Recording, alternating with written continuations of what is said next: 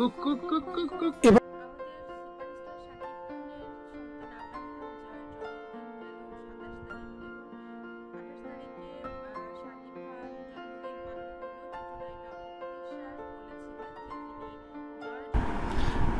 জন্মদিনে গান গেয়ে অবাক করে দিলেন সুপারস্টার শাকিব খান এবং তার পরিবারকে, তাদের একমাত্র স্টার কিড আবরাম খান জয়।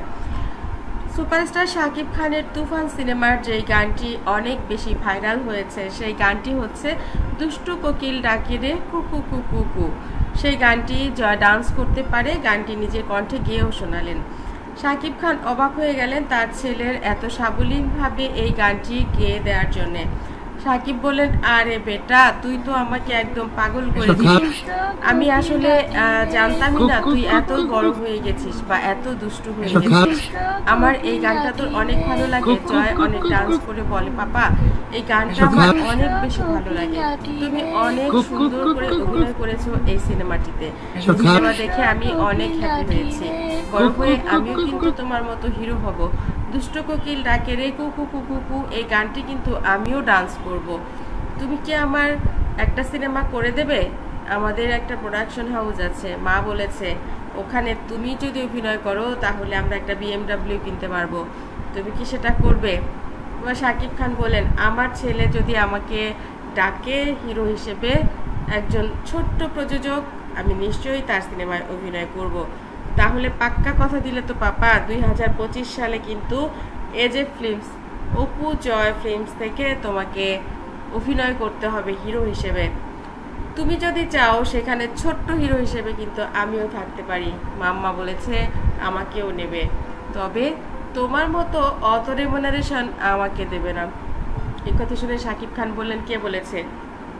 আমি যদি সেখানে অভিনয় করি তুমি অভিনয় করবে, তুমি ছোট তাই সেখানে তোমার অভিনয়টা ছোট মানুষের থাকবে, কিন্তু তুমি তো হিরো, সুতরাং হিরো রেমুনারেশন আমিই তোমাকে দেব, যাও। এই কথা শুনে হেসে দিল আবরাম খান জয়। বলল, না না, চিটিং করা যাবে না, একদম চিটিং নয়।